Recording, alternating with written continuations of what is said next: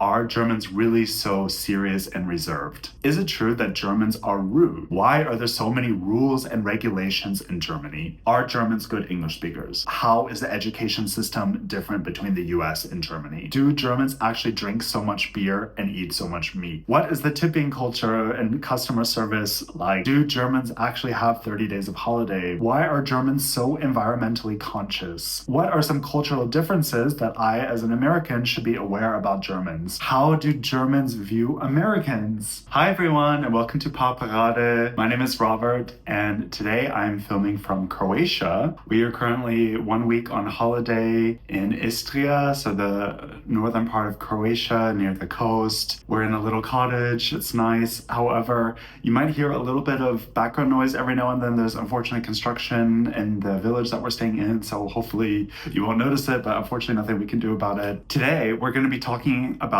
questions that Americans have about Germany. Now, if you don't know already, I am American. I'm an American German citizen. I've been living in Germany for almost 10 years. It'll be 10 years in June this year. Very exciting. And I can offer a lot of perspectives about the differences between the US and Germany, not only having lived in both countries, but this is a topic that I concern myself quite a bit with, especially when I first moved here. I had my own personal blog. I wrote a lot of blog entries specifically about this topic, differences between the two countries. And I hope that my perspective is a little bit different. I hope I don't just kind of rehash all of like the same answers that people give. I hope that I can offer maybe some more subtle differences or just a little bit different perspective, because I'm kind of always hyper aware of this topic. I also watch a lot of other YouTube videos about this topic to see, kind of what people are saying in their perspective. Also, having worked in an international environment with Canadians, Brits, Australians, South Africans, all kinds of different English-speaking people. This is just kind of a topic that comes up a lot, is differences in the countries, or just with anything in life. People say, in Canada, we did it this way. And then we might say, oh yeah, in the US, it's like this, but in Germany, it's like this. So I hope that I can offer some interesting perspectives.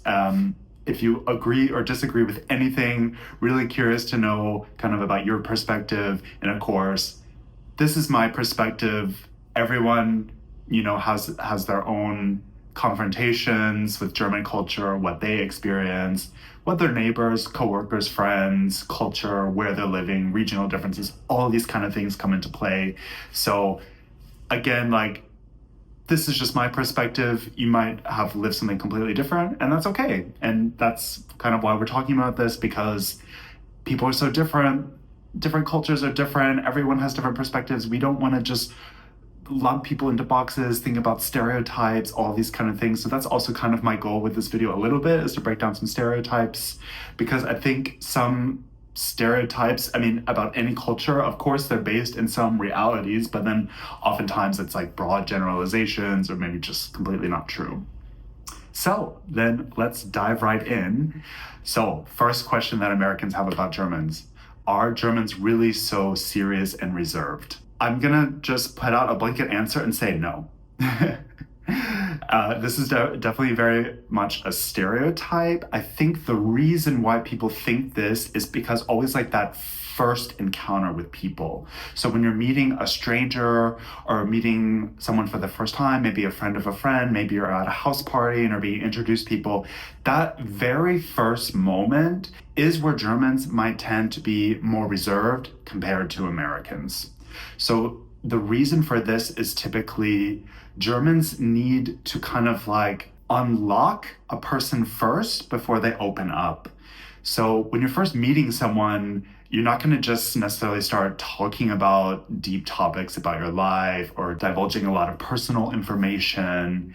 It kind of, you need to kind of crack the outer layer first. Maybe you can think of the metaphor as a walnut. So once you kind of crack that layer, then it's open. So I think the difference is Germans, when you really crack that outer layer, then you have a friend for life. So why people might think that, other reasons why people might think that Germans are reserved, I think also in public places, people are not really loud or not like talking across so that other people can hear their conversations. I think that is very, very typical of American culture. So I especially notice this when Americans are visiting Germany, is that you can hear Americans' conversations. So when Americans talk, they just generally have a louder speaking voice, in indoor speaking voice, let's say. I mean, also outdoors, but just the way that Americans talk is generally louder. So why this might be is, for example, in the US, we don't have like as many instances of people living like maybe in dense areas, or of course there are a lot of big cities, but like maybe like more European life is just living more in a city, like walking to the grocery store, being on public transportation, these kind of things. Whereas like Americans are typically in their car or in their home, or like when they're out and about, it's spaces are like a lot bigger and a lot wider. And I think Americans, just because of their culture, they just, I don't know, I keep like using this voice of like shouting, but unfortunately that's kind of true. Like I noticed this with like my own family, is if they need something from someone, they won't just like walk over to them and ask them. They will literally like shout across the room to ask them. You know why that is? I don't know. But I think that is why Americans, they just assume that that way of conversing and that way of like being out and about in a public space is normal. So then when they look at Germans, they think, oh, they're much quieter, they're much more reserved, they're maybe a bit more serious. So I wouldn't say that Germans are those things stereotypically.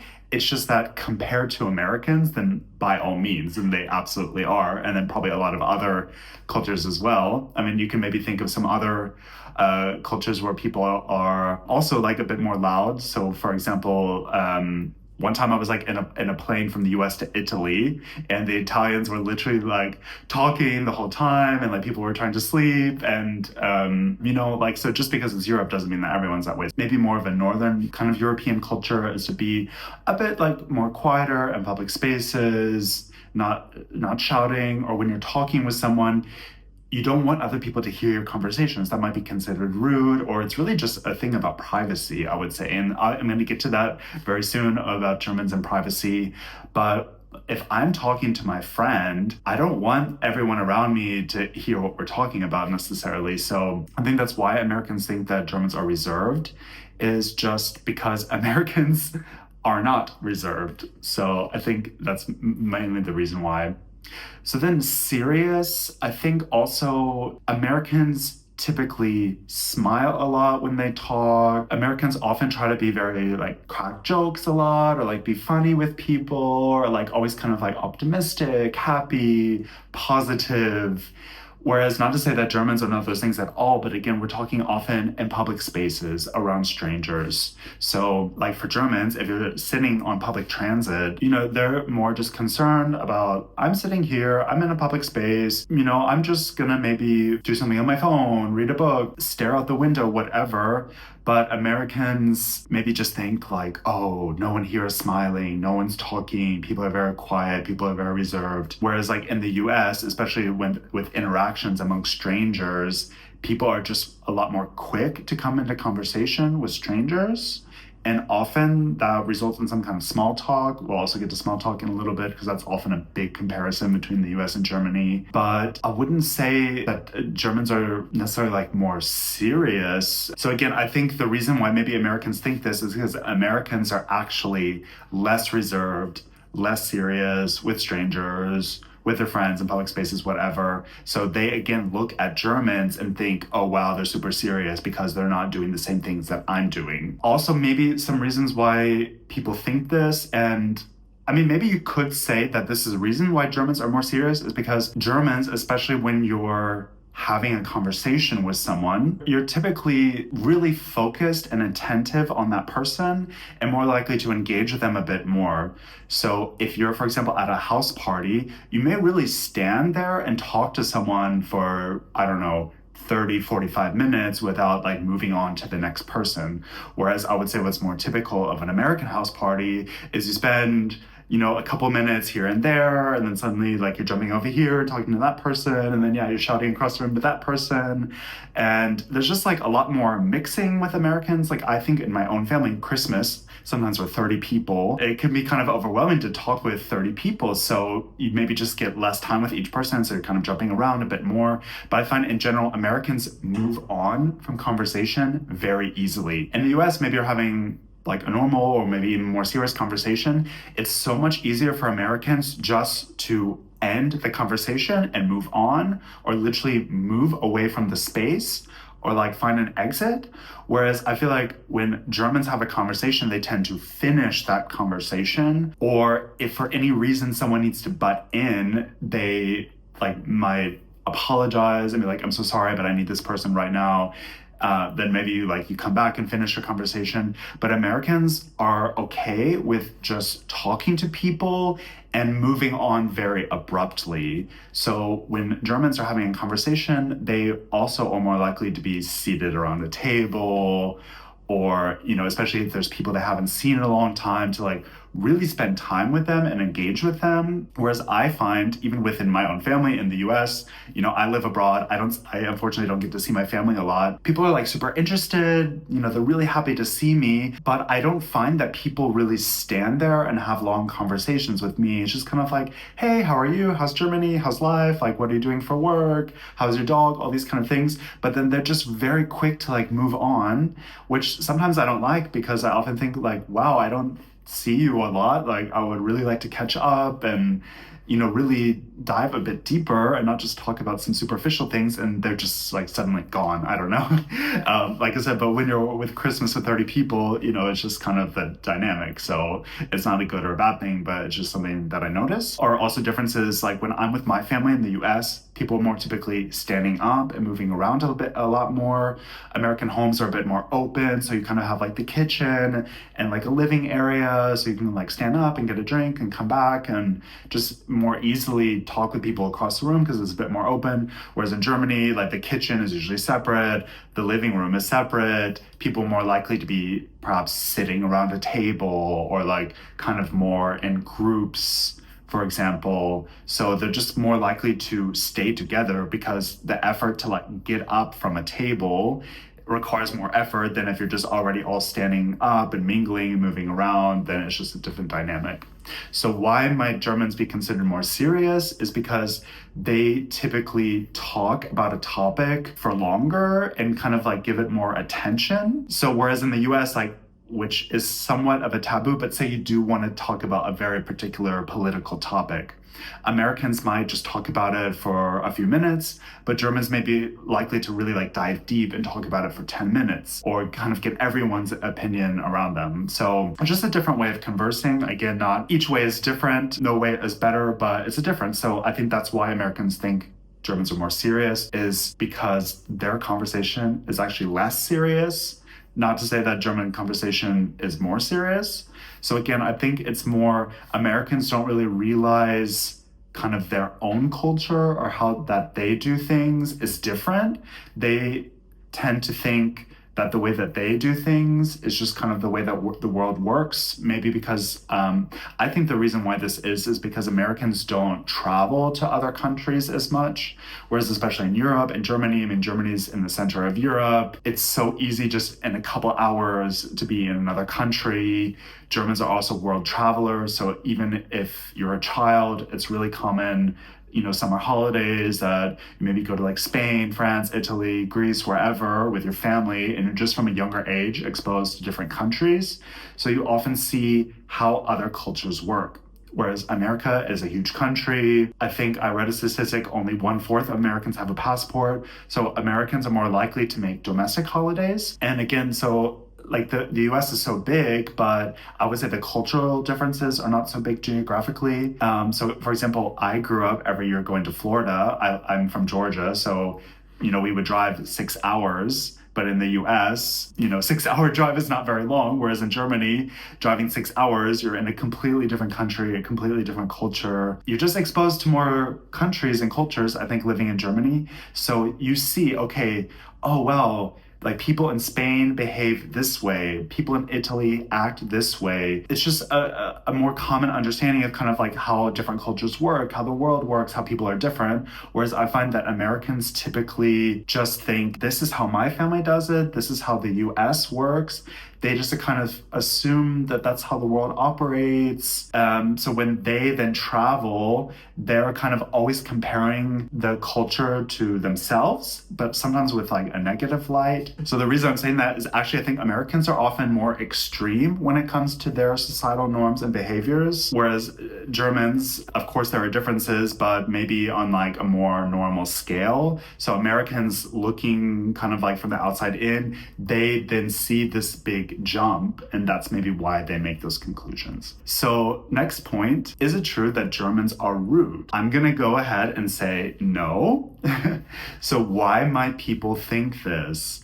I think this primarily has to do with directness. The German way of conversing is just known to be more direct. Whereas, for example, in British culture, I find, because I work for a British company, so I work with a lot of British people, they, for example, are indirect. There's a lot of funny comparisons with that, especially in the workplace when it's about giving feedback, about critiquing work, this sort of thing. So I would say the British and American way of talking and conversing is more similar. So it's going to be less direct about what people actually feel, especially when it comes to things that are negative or maybe, some like more serious topics. There's a saying, kind of beat around the bush. So that means like kind of avoiding something that you're saying, whether that might be prudish. So people are talking about certain topics.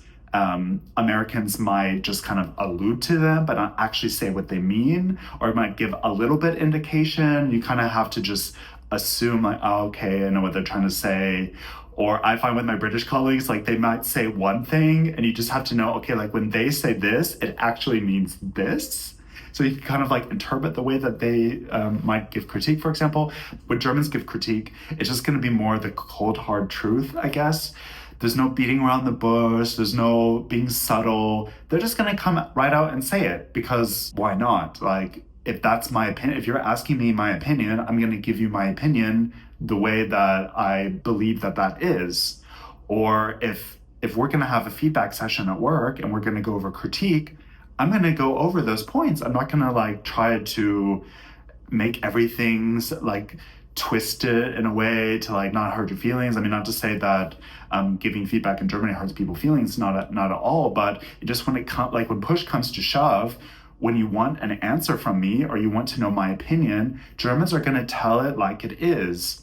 Or I think that translates especially with strangers at a restaurant. The waiter is just going to be a lot more direct. They're not going to go through this whole spiel of like, hi, this is my name, I'm going to be taking care of you, I'm going to explain the menu, do you want some appetizers, this or this? They might just come over and say like, what do you want?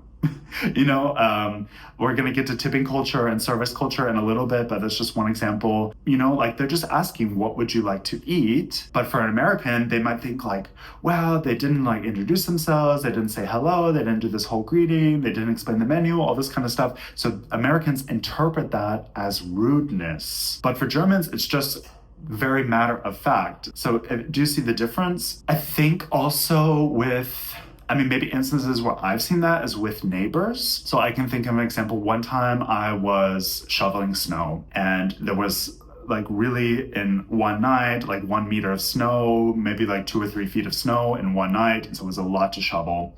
And I was just like really in the groove, like just doing it fast. And I wasn't really thinking. And I started, like I was always doing it into my own yard from the driveway. But then when I was kind of going on the other side, I started doing it like kind of in my neighbor's yard. And my neighbor, I believe like she's over 80. She's kind of like this typical German grandmother. But she immediately came out and was just like, like, no, don't do that. Like, that's my yard, not your yard. And I was like, kind of not offended, but I was kind of like, first of all, like, I apologized and was like, yeah, I actually didn't realize that I was doing that because I was just kind of in this like trance-like state doing physical work. But I think Americans, if they had that same situation, they'd be like, hey, I'm so sorry, but like, do you mind not doing that? That would be great. Thanks so much. But the woman just came out and said, don't do that, So she wasn't being rude. She was just asserting her opinion. She says, like, that's my yard. When it comes to shoveling snow, you keep your snow on your side and my snow on the other side. I mean, whether you disagree with the way that should be done, I mean, that's something else. But I think that's another point that we might get to a little bit later is like being a neighbor in Germany. It's like there's very clear boundaries. So shoveling snow, don't throw the snow into your neighbor's yard. That's maybe a good tip for me. But she didn't mean to be rude. She just said, like, I don't want you to do that. So I immediately interpreted that as rude because, like, she's my neighbor and maybe she could have said it a bit differently or like had some more understanding. So I think this directness is why Americans think that Germans are rude, especially like with the service industry. So restaurants is like we're going to see that the most because American restaurant and tipping culture is something very unique and something very special compared to a lot of other countries.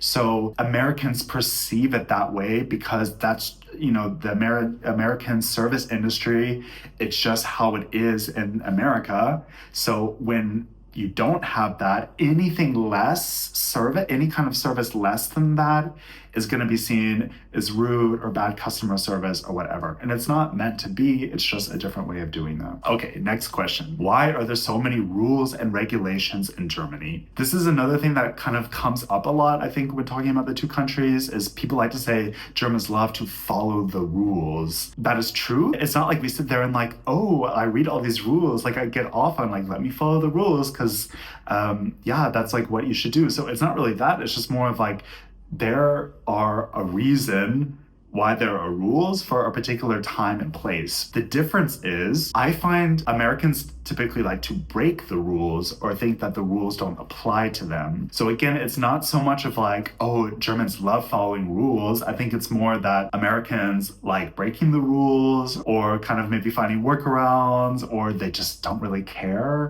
unfortunately. But I'm gonna go out on a limb here, and maybe this is like something different that you've never heard before.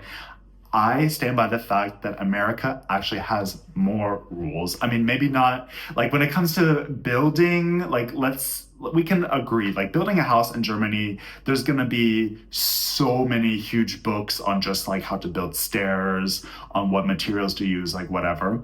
But in other instances, in America, there are a lot of rules. I mean, if you just go to a park in America, there's literally like, some kind of board in front of every park that's just like, the park is only open from this hour to this hour. No dogs allowed, like no loitering, no horseplay, like all these kind of things. Or just going into a mall. Also, there's always like this conduct of how you should behave. Or if you're doing some kind of like excursion or activity, so like before you get on a boat, there's always like some kind of post out there. Or like if you're maybe do some kind of like sport activity, like going to the gym, it's like, oh, these are all the rules about going to the gym. I think Americans just don't care. Like they're just so used to like going to every time they go to a park and there's this rule board, they just don't even don't notice it or don't bother to read it. But I think Americans, maybe not so rules, but maybe just like regulations. I feel like Americans often need to be told what to do in public places.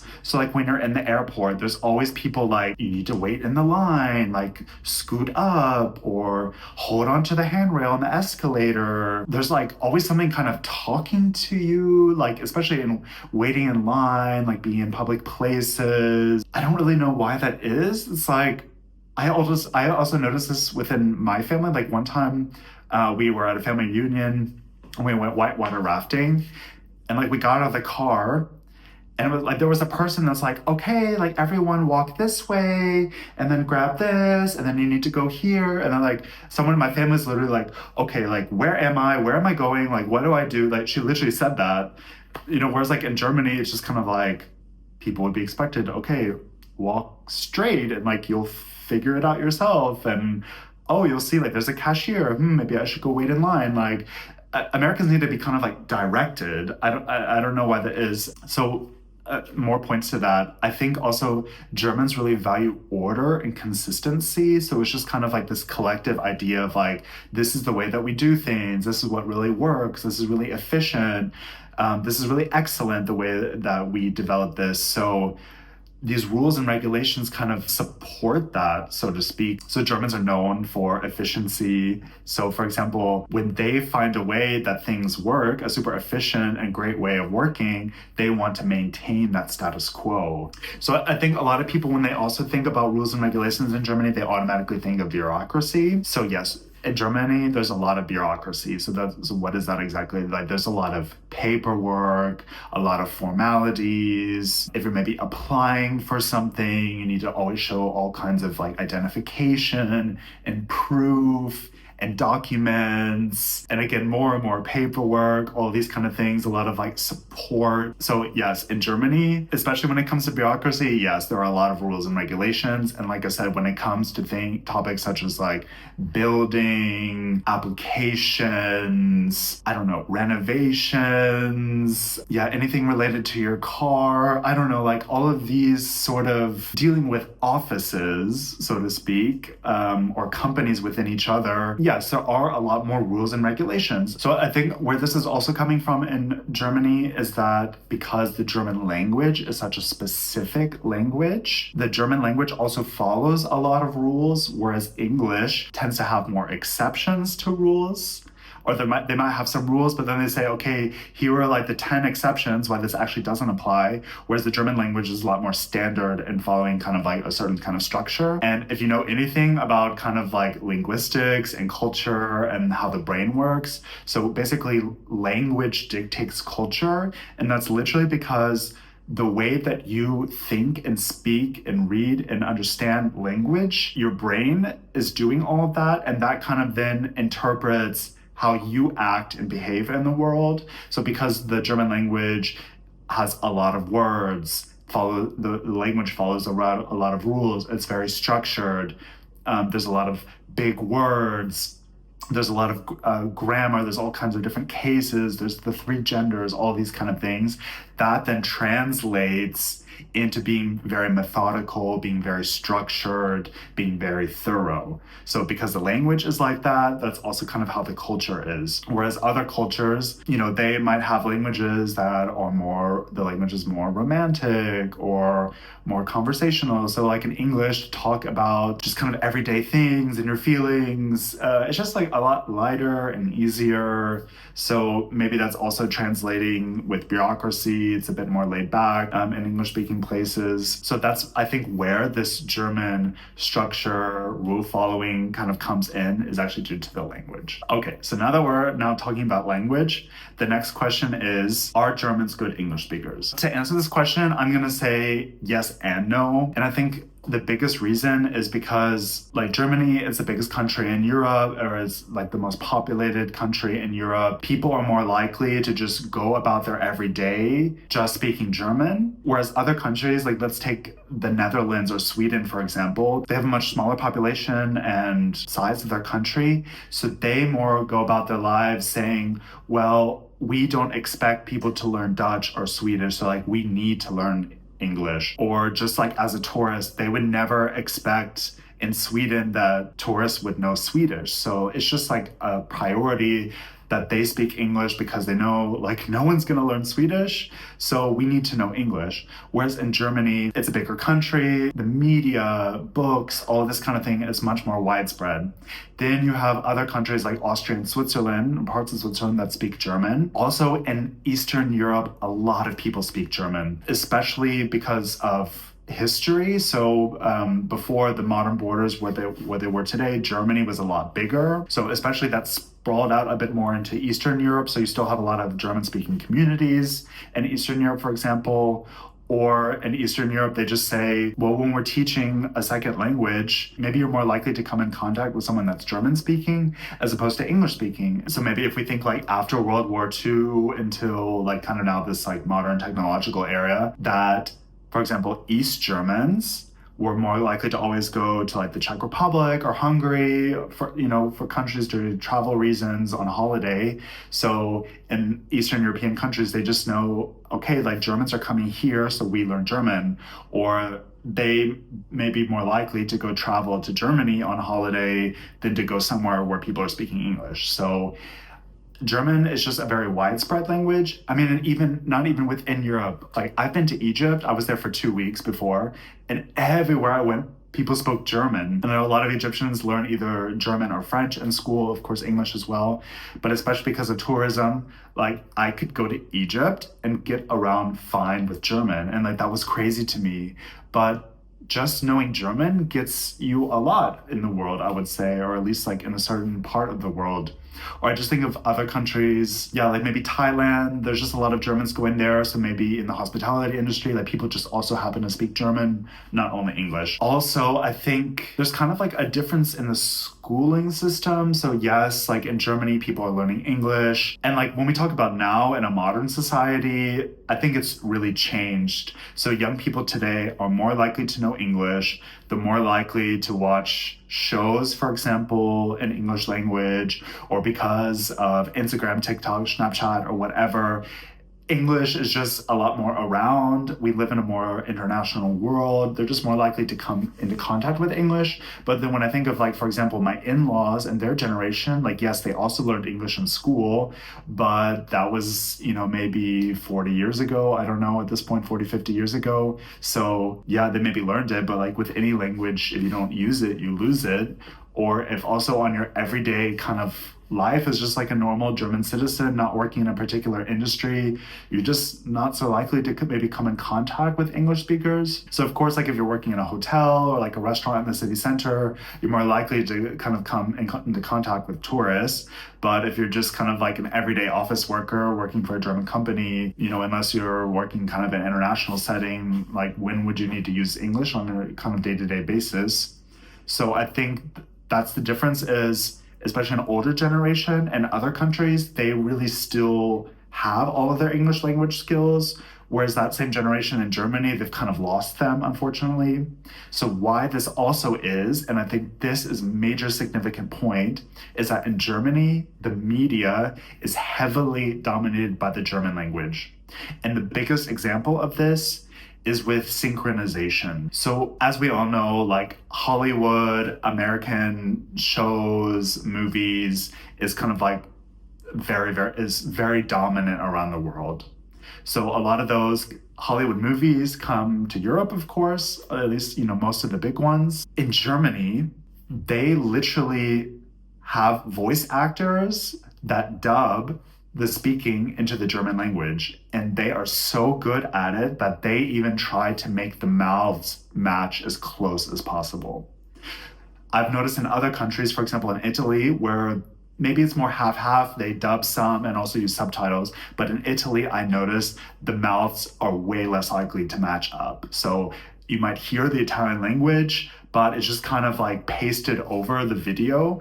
In Germany, it's synchronized. So they want to try as hard as possible to make it seem like it's a natural German speaking. I mean, it's not always perfect, but they do a really, really good job, I must say. It's a huge industry. You have Hollywood actors that always have like their same German synchronizer counterpart. They even have synchronization awards. It is a big thing in Germany. And that's great for Germans. They can go about their lives, have television, movies. They can understand it in their own language. It looks very natural. They do a great job. It's very professional. And that's great. The downside of that is they don't learn English as well as other countries. I've been to like much smaller, I've traveled around the world, I've traveled around Europe, and a lot of, like right now, I'm in Croatia. If I turn on the TV right now, when a movie is playing, it's more likely to be in the original language and with subtitles. So even if someone doesn't know English that well, if you're used to always when you're watching a movie hearing English, then you just kind of pick it up a little bit more. So again, that's why I said like this confrontation every day, how much contact you have with the English language. In Germany, this is way less likely than in other countries, especially like smaller countries where they maybe don't have the industry to be able to synchronize all their, television shows where they're just a lot smaller. So maybe if it's a country of 4 million people, they might say, well, it's not really worth dubbing this movie. But, in Germany, of a country of, I think we're now at 83 million. They say, yeah, like we have the ability, we have the capacity, we have the technology, we have the funds to be able to dub it, and 83 million people are going to benefit from it. Unfortunately, that means that Germans are not so good English speakers as other cultures. There are certainly cultures that are very poor at English, but because of also like the German educational system, yes, most people are learning English as their second language, and nowadays even earlier, so already like in preschool people are learning English. Like I said, young people today, they're just confronted with it a lot more because of the internet. So I think this will change a little bit. Also, one last point is I just think in certain industries in Germany, people, like the schooling system here is very different, so it's a lot more vocational based. So I think people working in certain industries in Germany, like let's say people working in retail, people that learned the vocation to work in retail, they maybe didn't need English language skills, or maybe they were not so good in school and,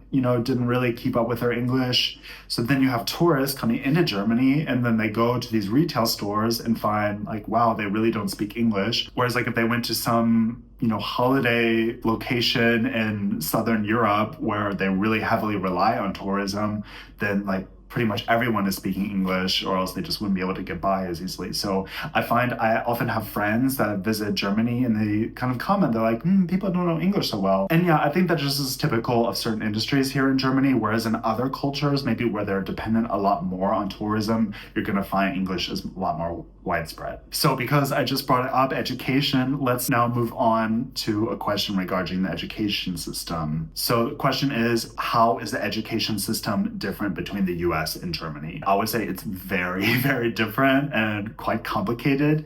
And it's funny because when I went to German course, they had a whole section on the education system. So not only learning, of course, vocabulary that kind of deals with that topic, but they really wanted to teach you like this is how it works in Germany and this is how it functions. So the biggest difference is in the US, the education system is very similar no matter like what state you live in, whether you're super smart or maybe not so good in school. You typically you have elementary school, middle school, high school, college, university, whatever, and those are the kind of stages. Every now and then there are some kind of like trade schools, or maybe very small, minimal places where, or I can think, for example, like I think middle school is quite common, but there's maybe some counties that don't have a middle school. Maybe they just don't have the capacity. So instead of having 3 different schools,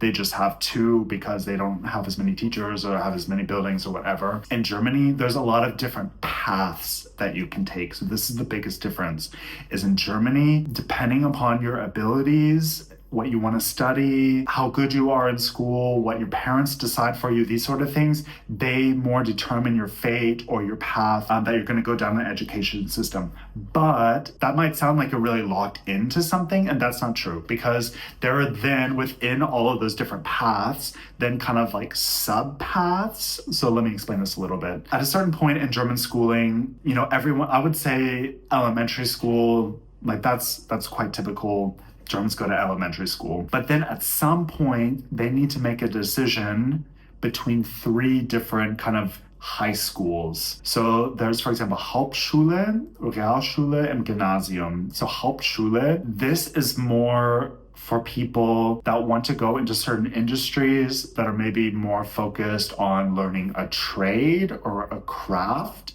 and are not so academic. It's also like the number of years in school is actually less. So for example, you could already finish at 16. Then there's Realschule, which is kind of like more in the middle. So it's a bit more focused on academics.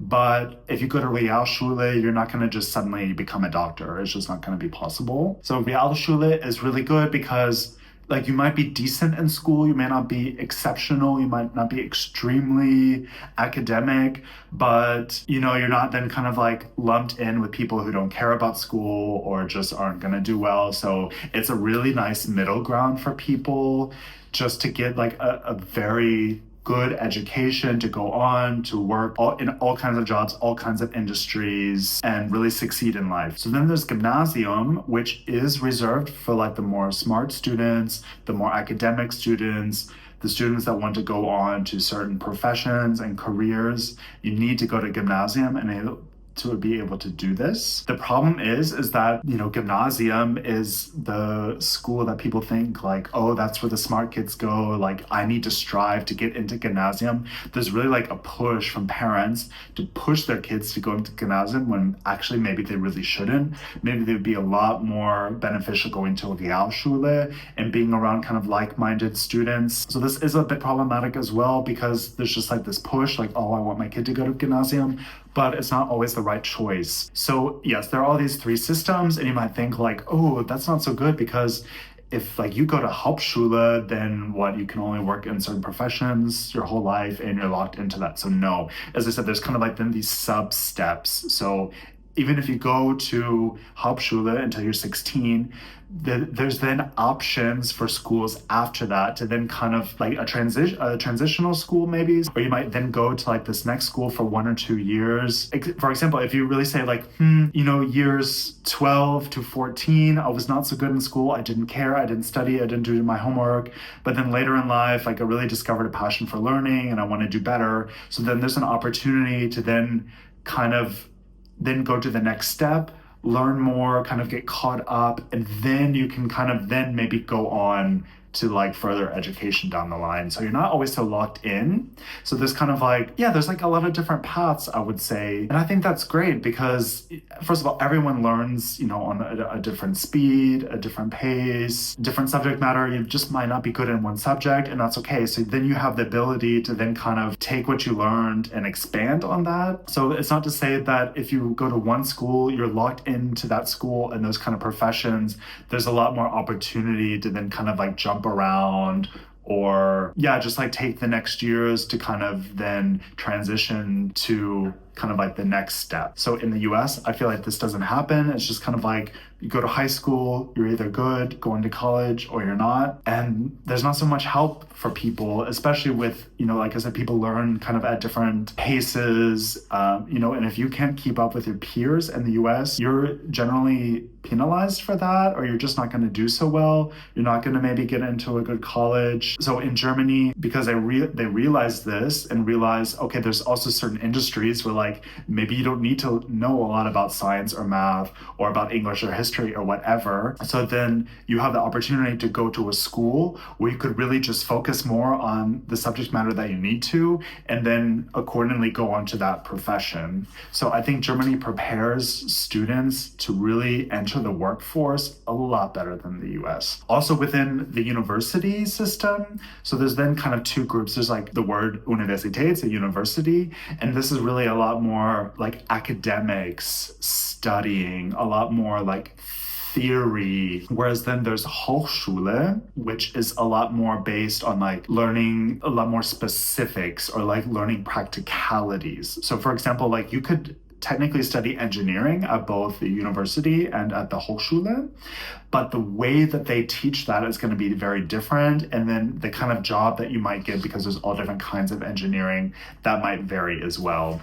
So yes, in certain industries, if like for example, if you want to work as like an investment banker or in consulting, I don't know, then like you really need to study, at a university, get good grades, that kind of thing. But then there's other professions where it's a lot more focused on kind of like the profession that you want to go into. It's not so like theory based, not so academic, a lot more like hands-on, a lot more practical, that sort of thing. So there's even a difference kind of between that higher education, which is also great because not everyone, wants to go to university and like study philosophy, for example. You can go to Hochschule, kind of learn your high level profession and craft and go on and do that. Yes, big difference between the US and Germany. The education system is very different.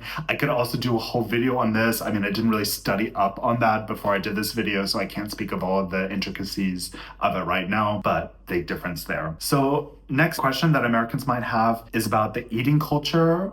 Or do Germans actually drink so much beer and eat so much meat? Answer is no. Believe it or not, according to surveys, Germans actually drink more and prefer wine. And actually, the German wine industry is huge. In the US, you're not going to go to the supermarket and actually find very many wines. Or if you do, you might just find Riesling or just like a few bottles. But the German wine industry is huge. There's so many different types of grapes that you'll never get in the US that are very particular to Germany. Germany has a lot of wine regions that are just not known internationally. Whereas in France, like you might know, this is the Champagne region, this is the Burgundy region. Germany also has all of those, and you can go and make a vacation in those areas, and it's just the same as like having a wine vacation in France, but you can also do it in Germany. So Germany, huge on wine. Yes, beer is still very much prevalent. It is very deeply embedded into the culture, I would say. Somehow beer was just like, especially in the Middle Ages, it was the alcohol that was easier to make. And I would say also because of culture. So for example, beer festivals are a big thing, especially more in southern Germany or Bavaria where I live. So this kind of like tradition around drinking beer, or I would say the tradition around like sitting down at a table and having a conversation with someone is just ever so slightly more geared towards drinking beer. And I think also maybe at some point in history, Germans just marketed themselves like being kind of like this beer culture. That also comes with stereotypes because, like I said, in Bavaria, where the beer culture is stronger, those stereotypes of Bavarian culture have kind of gone out into the world. So in the US, when Americans think of Germans and kind of like this beer culture, lederhosen, pretzels, polka music, like what have you, they're actually thinking about Bavarian culture and not German culture. So that's a very big misconception, is that like all Germans drink beer or drink a lot of beer. That's not true. And statistically, every year they're finding that Germans drink less and less beer. So like literally the volume of beer that people drink. So whether that's at Oktoberfest, the biggest festival in the world where a lot of beer is consumed, almost every year they find the number of liters served is less and less and less. Or also when we just look at generational differences, so 100 years ago, if like people were going to go to a restaurant, they might drink, I don't know, 4 liters of beer in one evening, and now they might just drink 1 liter because people are maybe a bit more health conscious. Like we know nowadays that alcohol is actually not healthy. It's not good for your health. I mean, of course, it's fun and a lot of people drink it and it's just something that a lot of people do. But people are maybe a little bit more conscious to say, I maybe only drink on the weekends, or I maybe drink only on special occasions, or no, like I want to exercise later. I don't need to drink alcohol, or yeah, last night I was hungover. I don't want to drink anymore. Like it's just, we live in like kind of more health conscious culture nowadays. So people are drinking, I mean, overall less and less alcohol. But yeah, beer in Germany is statistically every year being drinking less and less. Then moving on to food, when you think of like German cuisine, you just automatically think of like meat and potatoes or all the different kinds of like meat specialties. So yes, those all exist. Those are all eaten. Those are all traditional. Those things are exquisite, delicious, but they're also very regional. So the kind of food that you're going to find in northern Germany is very different than the food that you're going to find, I don't know, in Frankfurt, in Bavaria, in Berlin, in center Germany, in kind of all these like different regions. So Germany used to be thousands of city-states, principalities, kingdoms, all of these sort of things. I mean, for example, Bavaria could actually even be its own country. It was its own empire. It could very well in a modern society today be its own country. So they're not going to have the same food as somewhere really far away. Like, yes, now we live in like this modern Germany, but regional specialties are very prevalent. And yes, those tend to be meat heavy, but no, Germans are not eating those things every day. And surprisingly, statistically, believe it or not, Germany has the highest percentage of vegetarians and vegans. So don't quote me on this, but I read before that in Germany, it's about 4 to 5% of people are like vegetarian or vegan. In the UK, I believe it's about 3%. In the US, it's about 2%. So, I mean, all very close, like 2 to 4%. But Germany has the highest percentage of vegetarians compared to the US. Who would have known? I mean, the US is a bigger country, so of course there are more vegetarians, but a smaller percentage. And I would actually say, especially like my friends and coworkers, like most people eat meat, but just in general, they don't eat meat every day or for every meal. I just find that people say, like it's lunch, like I don't, today I'm just gonna order the vegetarian option because I like it. I'm just not gonna eat meat today, or maybe I only eat meat on special occasions. I just find that in Germany, people are a lot more flexitarian. And I also consider myself a flexitarian. I was a strict vegetarian for 6 years, actually, when I lived in the US and still when I moved to Germany. But because of differences in food production and animal welfare and local ways of buying meat, I did move into a more flexitarian model. So I actually tried to eat vegetarian as much as possible. But when I decide to eat meat, then I eat it. And I find that Germans do that a lot more than in the US. So in the US, I will always remember this one time I ordered a vegetarian pizza and someone told me, "Oh, I don't think I've ever eaten a pizza without meat on it." And I'm just like, "What?" Like, I don't know, you've never had a mushroom pizza before? Like, that just blew my mind. But I just know that, like, people in the US that are meat eaters, they tend to eat meat a lot, and sometimes almost for every meal. Americans will be the first people to tell you how much they love bacon. Okay, next question. What is the tipping culture and customer service like when it comes to the food industry or restaurants in Germany? So this is very, very different. In the US, tipping culture is the norm. Servers and restaurant staff, they work for tips. They need to do that or else they don't earn their money, because the way that the minimum wage works in this industry in the US is that people do earn a very small base. It's sometimes only $2 to $3 an hour, and then they need to make tips on top, and then that's kind of like their take-home pay. In Europe and Germany, you actually don't need to tip technically. So we're gonna talk about Germany. There's some countries where just tipping is not normal. So actually in Germany, you really do need to tip, because if you don't, it could be considered rude. Not always. We'll get to the intricacies of that in a moment. But the difference is that the price on the menu has things like tax and tip built into it, so that the server, they're earning a living wage just by working at that restaurant. But then the tips is just a little bit on top, as like a sign of goodwill or a gesture. And I would say actually since the COVID pandemic, this has changed. So in Germany, tipping is now more expected because, we lived in a world where we didn't have restaurants, or we suddenly really valued people that worked at restaurants or people that worked in food delivery service. So it's just now more typical in Germany to tip, and tip a little bit more than before. But kind of the rule of thumb in Germany is that if like you're just ordering beverages, or you're at like a cafe, order something small, you just round up. So if your coffee, I don't know, cost €2.70, pretty much everyone would give €3. Like, I don't really know many instances where like people would expect their 30 cents back. They would just kind of round up, and yeah, I mean 30 cents is nothing for the server, but it's just kind of an expected gesture of goodwill. Of course, if the service was horrible, then you don't need to tip, or I don't know, like maybe you only have exact change and just can't tip, or maybe it's just super busy, or like you're a tourist in Germany, so like if you don't tip, it's not the end of the world. There are places where it definitely is expected, so beer festivals, you absolutely need to tip. At Oktoberfest especially, always tip. But just ordering a coffee, like if you don't tip, you're not going to ruin the waiter's day.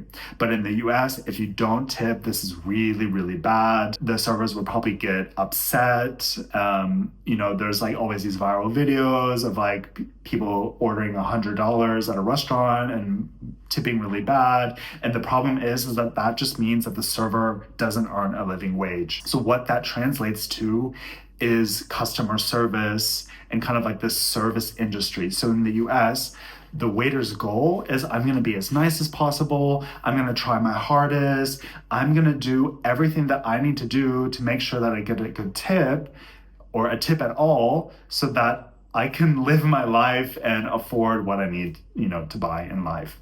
Whereas in Germany, That's not the case. If you don't tip, the server is still going to make enough to earn a living wage. So they don't need to go out of their way to give you this exceptional experience. So that's why I said before, like Americans might think that like, oh, waiters and waitresses are rude in Germany. It's just more like they don't need to buy your affection, which translates to getting a tip. So where that also translates is that Americans expect high customer service all the time. So that's also in retail. I don't know, that's like going into the public sector or maybe going to the movies. I don't know, like whenever you're confronted with someone selling you something, the person selling always needs to be super friendly, super kind, going out of their way, dealing with complaints, or like if the customer is always right in the US. In Germany, this is just not the case. So that people don't need to go above and beyond. They just are doing their jobs. So, I mean, we all have good and bad days. So maybe in retail in Germany, yeah, maybe you caught someone on a bad day. I don't know, but this wouldn't be the end of the world. Like if you're just buying a t-shirt, just like, okay, whatever. I don't need the person to be super nice. But like in the US, if someone's selling you a t-shirt and they were not so nice to you, like in the US, people would be super offended or maybe complain. So this kind of tipping culture translates into like the whole service industry, that Americans are always expecting a super high level exceptional service. And in Germany, not to say that people are not offering good service, they just don't need to go like above and beyond. They don't need to cater to every need of yours. They don't need to, I don't know, like smile and be super friendly at all times. They're also not working for tips, so they're not under pressure to be super fast, to be super attentive. Also, like with the language they use, they don't need to, hi, how are you? Do you want to know about our specials? It might just say like, what do you want? What can I get you? It's just a lot more of like transactional. They're just bringing you your food. Why does it need to be this like over the top, nice kind of culture behind it? Again, that's just how it is in the US. I find that more and more people are saying that this system is not good because it actually is bad for workers, and it's just creating some kind of standard that's super hard to achieve. But that's also a topic for another day. So do you need to tip in Germany? Yes, you do, but significantly less. So before I mentioned like, okay, maybe you're just ordering like a beer or coffee, but okay, let's say you go to a restaurant, then yes, you should maybe tip like 5 to 10%. I mean, 10% is really the maximum. If you're going to like a more expensive restaurant, then certainly you maybe need to give a bit more than somewhere a bit cheaper. But let's say your meal was 27 euros. Most people would probably then give 30. I don't know. But like if your meal was 27 euros and you only gave like 28, if you just gave €1, like that would be also okay as well. Like I said, things are maybe changing a little bit. Maybe there's a bit more of an expectation now just because like everything we learned from the pandemic, that people working in this industries, like tipping shows, yes, you did a good job. So it's changing a little bit.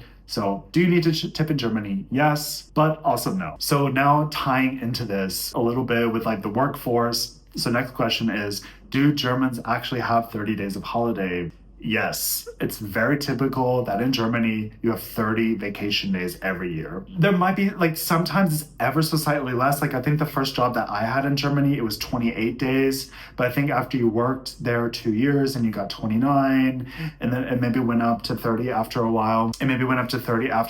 But let's just say it's somewhere between like 28 and 30, but the standard is definitely 30. So yes, in Germany, you have 30 days of holiday, and that's the norm. There's also a lot of public holidays, especially more in southern Germany, for example, where I live. So there's a lot of Catholic holidays. Yeah, there's just more days that you have off of work. So when I worked in the US, my first company, I only had 2 weeks of 10 days, 2 weeks of holiday every year. Then one of my other jobs, I did have a bit more. So I think I had like 18 days, which is quite generous in the US, especially when you're first starting out somewhere. So I think of my mother, she started out in her company with only 2 weeks of holiday, but by the time she retired, she would stay with the company for over 30 years. She then had, I believe, 25 days, so like more 5 weeks. So In the US, it's more accrued, especially in corporations, that the longer you work there, or if you're loyal to the company, the more holiday you get. So at this job where I had 18 days, you would not believe the people that gave me kind of like trouble for taking all of my holidays, especially if I took a week off.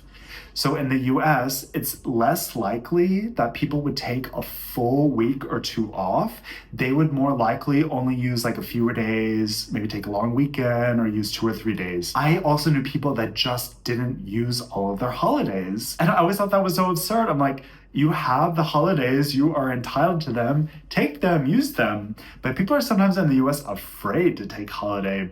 They think like, oh, my colleague needs to cover for me, or like, what will people think? Like, there's this idea that in the US, like, you always need to be plugged in, that taking holidays somehow makes you like a bad employee. I don't know. So when Martin and I were dating long distance, I would often take a full week off to come visit him.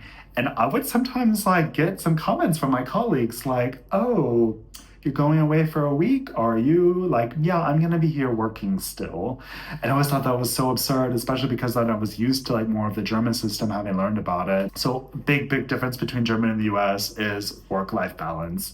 In Germany, you're more likely to track your hours. So that some companies I've worked at, you literally had a token like on your keys and you would clock in and out. Even like, we're not talking about working like in the food industry. I'm talking about an office job. So I worked at a law office, and not the partners, because like they had to work a lot more, but regular employees at an office often usually are clocking in and out, and they're tracking that. So if you're contracted to work 40 hours and say you work, 45 hours that week, you can often use those 5 extra hours to then, for example, the next week, you could work less, or you could take that overtime and use it as holiday. So they're tracking the hours for, that's one reason. Also, some of it has to do with insurance. So like, I don't know, if you break your leg and you can prove like, okay, I was at work, or I was like on my way to work, then that's coming like more from like the workplace insurance and maybe not your personal insurance if there was like an incident or whatever. So there's reasons why like kind of your hours are being tracked. But a big one is for work-life balance. Some companies, they actually don't even in Germany want you to have any overtime because they don't want you maybe taking the extra holidays, or there's also some companies that might need to pay out overtime. So this was not, no, this also happened at the law office. It happened to my colleague. She had like a crazy amount of over hours for whatever reason. I think she had to like cover a lot of people that were sick for a point in time. And she literally had HR contact her and be like, why are you working so much? Like, do we need to have a conversation with your boss? Like, are you okay? Are you overworked? Are you stressed? Like, what's the deal? Why are you working so much? They like had this mechanism in place to, like, for her protection, to say like something is clearly off if like you're working so many over hours, like let's talk about it, or like let's change the process. Or we might just say, yeah, like a lot of my colleagues were sick, so I had to pick up some extra work. But you could really say like, no, it's too much work, like something needs to change. And that's a really good protection for the worker. So in general, in Germany, there's just more of a work-life balance, that when I go home for the day, I just know, okay, I can log off. I don't need to check my emails the whole evening, and that's okay. Or like when I'm on holiday, I don't still need to be plugged in. I don't need to be responding to emails. I have someone covering my work, and that's more typical in Germany. You kind of have a cover partner. So when you're on holiday, someone's looking after your work, and vice versa, which I think is also great. And this is just typical. In the US, it's like this hustle culture. Like, people are expecting you to work a lot of overtime, to stay late, that when you're on holiday, to always be available, to answer to emails. And this is just not how it's done in Germany. People know it's healthy to have work-life balance, especially if you have a family, or just for your mental health, or whatever it is. So that's a really major difference when it comes to working life in the US and Germany, is work-life balance. So next topic, going from work-life balance to kind of in the home life, there's also balance when it comes to work. So for example, in Germany, on Sundays, you can't do yard work. You can't do loud vacuuming. You can't do drilling. Like, Sundays are not to be used for work. Also in Germany, shops are closed on Sundays. That's the grocery store. That's retail. Shops are closed on Sundays. It's just how it is. Of course, that does come from like the Sabbath and some kind of like religious traditions at times, which is why it's Sunday. But even, in a non-religious context, Germany says we need 1 day a week where people spend time with their families, especially people that maybe work in certain industries that also give them protections to say, like, you have 1 day where you can just spend time with your family. You're not going to be expected to work weekends. But in the US, like, you can go clothes shopping on Sunday. You can do your grocery shopping on Sunday. And of course, if you work at an office job, you're not working on the weekend. But no, in Germany, and I think tourists are often really surprised by this. Like if you're in a major city as a tourist and you're walking around on Sunday, so much is closed. I mean, restaurants are still open, but the markets are not open. The supermarkets are not open. The only exception is, like, for example, within like a train station. A lot of train stations might have a supermarket. So that is kind of like an exception. Those places are allowed to be open, or gas stations, like those sort of things are open on Sundays. But otherwise, like, Sunday is not a day for work. But that also comes to quiet hours. So on Sunday, if I live in an apartment building and I'm vacuuming, like, people could complain. Or even, like, I mean, I live in a house. If I started drilling in if I'm putting a picture on the wall and my neighbor heard me drilling, like, they could complain. Like, there are quiet hours, and those are also typically during the week from 10 p.m. I think usually until like 7 or 8 a.m. So, for example, I can't start vacuuming at 11 p.m. or else my neighbors could complain. And some people are very extreme about this. I think, like, we all have examples living in Germany where, like, we have that old neighbor that, I don't know, it's like 10:05 and I don't know, I was vacuuming at night and I should call the police as a noise complaint. It's like, okay, it's 5 minutes over. Or I don't know, with a house party, that's always the topic that, like, if you live in an apartment building, if you're going to be staying up late with your friends and playing music, like, yes, we all had a situation where maybe a neighbor called the police on us or whatever, but people try to minimize that. They maybe put up a note in the hallway and say, like, guys, I'm so sorry, I'm having a house party, like, we'll try to keep it down. If we're being too loud, like, please come knock on our door and, like, tell us. Don't just immediately call the police. Or, like, better yet, come over and, like, party with us, whatever. But I mean, that's a whole different thing of having a house party. But I'm talking more about just general household chores and yard work. Not allowed on Sundays in Germany. Okay, next question. Why are Germans so environmentally conscious? Yeah, this is really true. Compared to the US, Germans are a lot more environmentally conscious. Recycling is a really big deal here. Being in nature, buying houses and appliances that are energy efficient.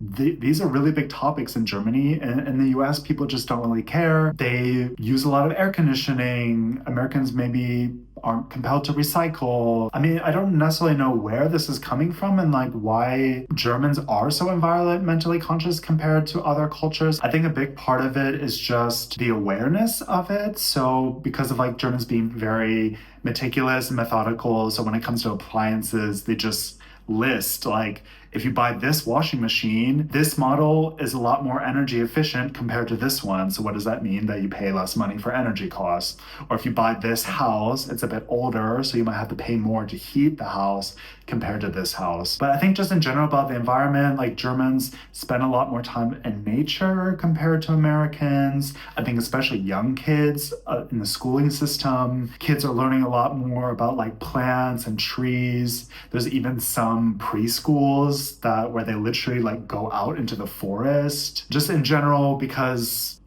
Germany, part of it is located in the Alps, so it's just really common, like, to go hiking or skiing or being out in nature. It's just kind of a part of the culture here, is caring about the environment, being out in nature. I mean, certainly in the US, it's such a big country and you have all those people as well.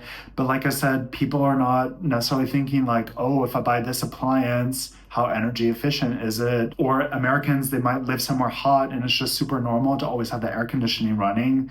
Whereas in Germany, pretty much no one has an air conditioning in their private household. So there's just more of, like, an awareness and consciousness about it. So yes, Germans are very environmentally conscious and care about nature. So we talked a lot of topics. So to start to wrap up a little, next point is, what are some cultural differences that I, as an American, should be aware about Germans? And I think probably the most stereotypical thing that comes to mind is punctuality. Germans are punctual people.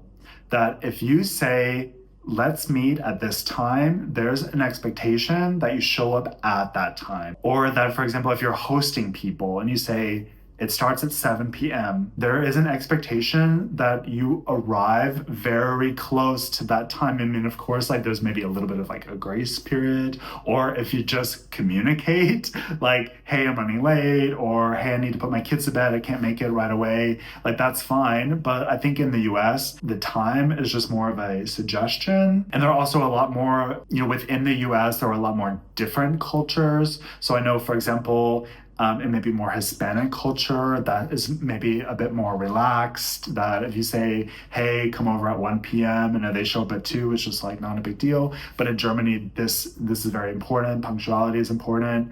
Like to be on time is to be late, to be early is to be on time, very important. I think this also leads into social planning. So Germans are very planned people, especially when it comes to social aspects.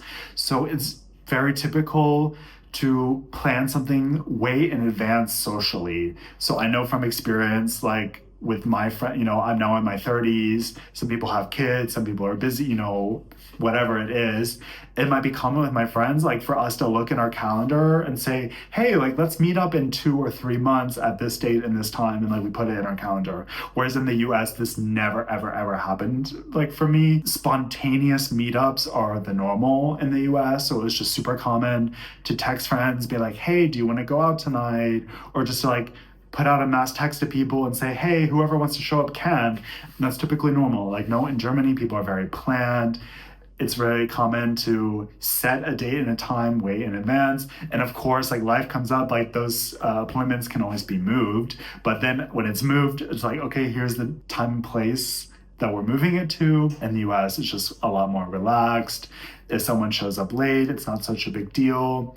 I don't know. I personally always had problems with this because I lived in New York City where like people tend to be a bit more flaky, or like, yeah, it's a big city. The subway is not always reliable, or traffic is bad, or whatever. But there were like times where, yeah, like we would say, hey, like let's meet up at dinner at 7.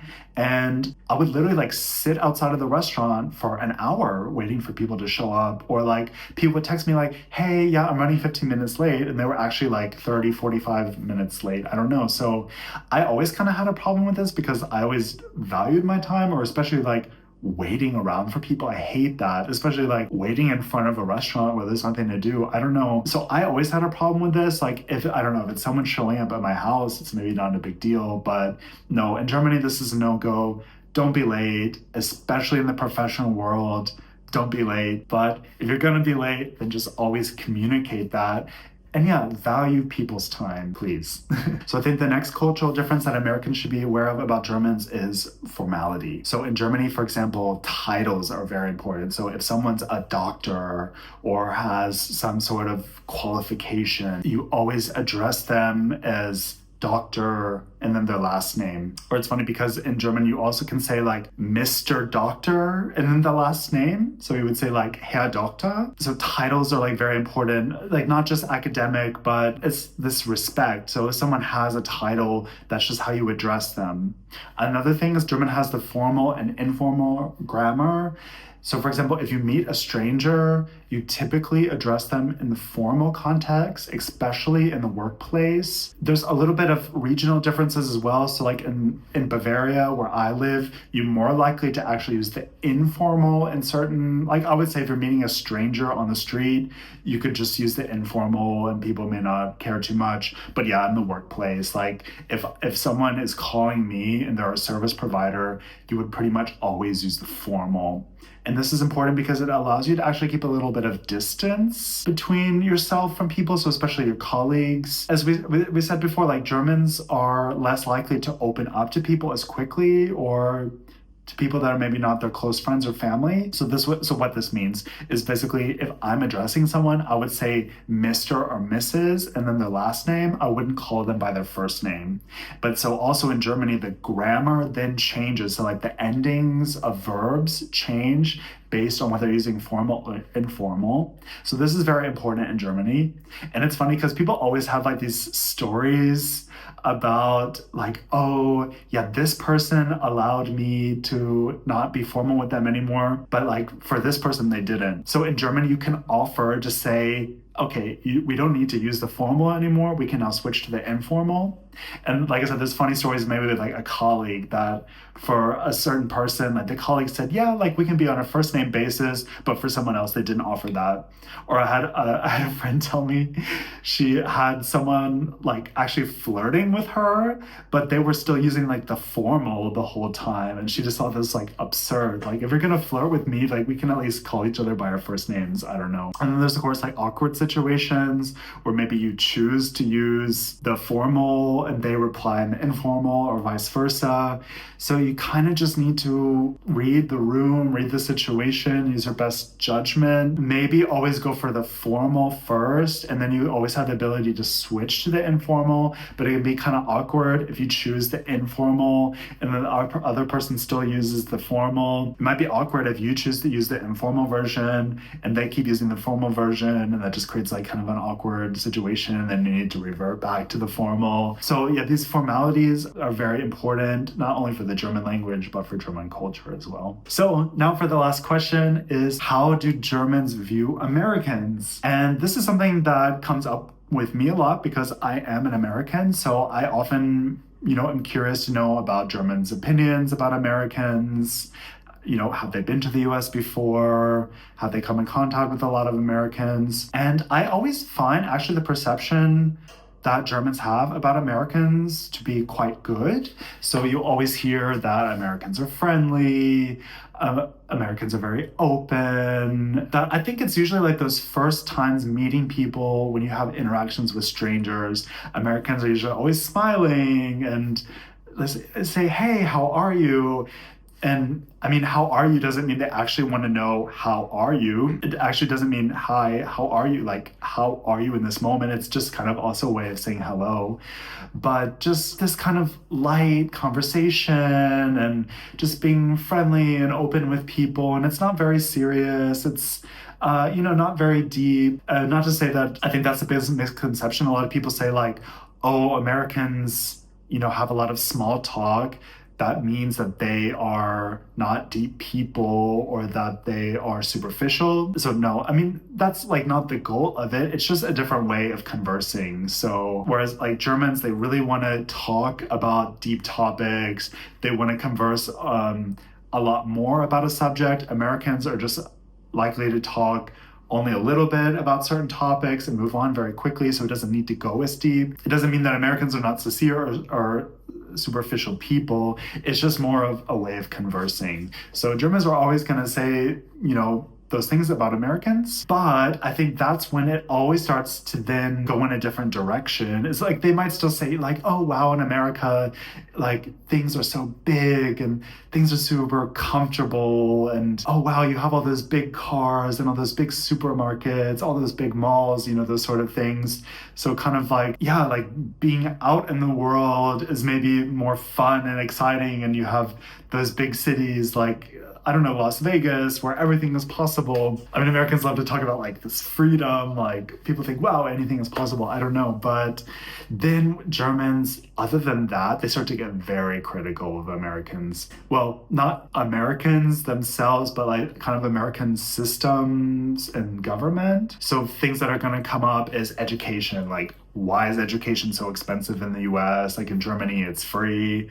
Healthcare, how can it be that people don't have health insurance? Or how can it be that people go bankrupt due to medical costs? Or how can it be that people have to pay so much for their monthly medications? It's just ridiculous, the healthcare costs in the US. And if you can't afford it, like you really are behind with getting treatments. Whereas in Germany, everyone has health insurance. I mean, there is private and public, but there is a very good quality level of healthcare service.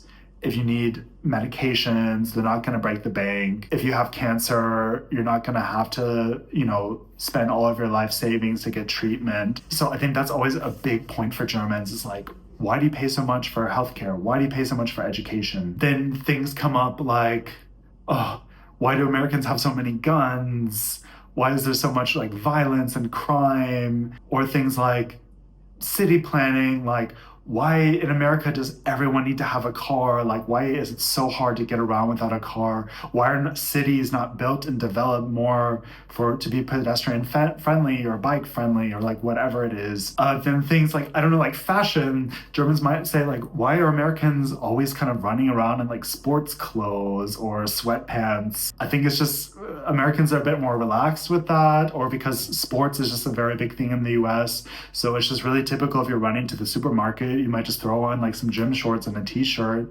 In Germany, you just don't see that as much. Like people are just wearing more normal clothes, like they might wear to work, or less leisure wear, less kind of comfortable clothes. Extreme example is if you go to like any American airport, you'll always see people actually in pajamas. Like people really prioritize comfort. You would never, like, no German would ever wear pajamas to the airport. I mean, then there's bigger fashion differences that we're not going to get into that as much. Like, I, in general, think that in Europe, fashion has more taste, clothes fit people a little bit better. But that aside, people are just like, why are people wearing slippers to the grocery store? Like, you just would not see that in Germany. And then I think last point is like these American conveniences. So Germans might say like, why is the air conditioning on so high in the summer? Like it's so hot outside. And the moment you go into like an American supermarket or a movie theater, it's so cold. Like, is that really necessary? Or do you really need to take your car to go down the street to visit a neighbor? Like I know people that did that, like in my own family, like they could walk to their neighbor's house in 2 minutes, but they still drive there. Like, wow, is that really necessary? So kind of like this American convenience. I think Germans are very critical of that. I think a point that needs to be made is also Germans, like anyone, will tend to stereotype Americans. So a lot of American stereotypes are that people are overweight, that they only eat fast food, yeah, that everyone has a gun, you know, everyone is super religious, for example. So first of all, the US is such a big country, 330 million people. It's a melting pot. So there's so many different cultures. People have so many different backgrounds, so many different types of people. So it is hard to say that that works one way for Americans because it's just such a big country. There's just so many different types of subculture out there. I mean, there certainly are a lot more overweight people, for example, but no, like if you go, I don't know, like go to Los Angeles, you're not going to find a lot of overweight people. Go to New York, you're not going to find a lot of people with guns. You know, talk to anyone, like you cannot box people in so much. So I think Germans are also, of course, with like anyone, typical stereotyping Americans. But in general, I think Germans have a good opinion of Americans, like as people. But when it just comes to like the country itself, the government, sort of way that people live their lives, is where they tend to get very critical. And I think because American exceptionalism is a big thing, Americans think like, oh, we're the best country, we have the best culture, we have the best way of life, the way that we do things, that whenever Americans look at a different culture, they tend to think of it in a more negative light. So I also found this with Americans living in Germany. Even some of my coworkers, they would complain about things that I felt were unjustified, or they would talk just in a certain way that it was always negative. Like they would point out differences, but it was always like, well, the way that we do it in the US is better than the way that they do it here. And as you can tell with this video, I'm kind of the opposite, that when I point out these differences, I tend to find that the German way of doing things is better than the American. I mean, it's not a comparison, it's not a contest at the end of the day. Culture is what it is. It's just different. Not everything is better or worse.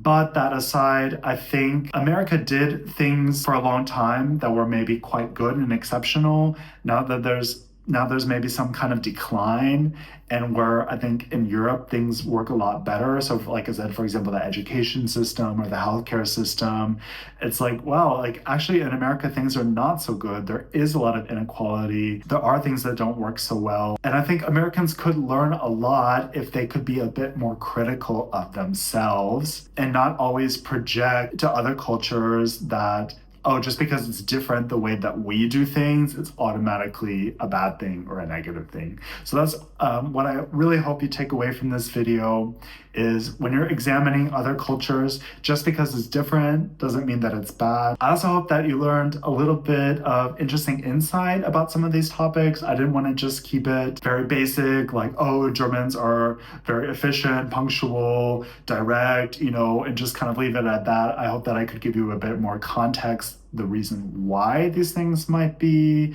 some interesting examples. So please let me know in the comments. Do you agree with what I said? Do you disagree? Can you think of more examples? Do you want to debate anything that I said? Did you find that what your experience was quite different to mine?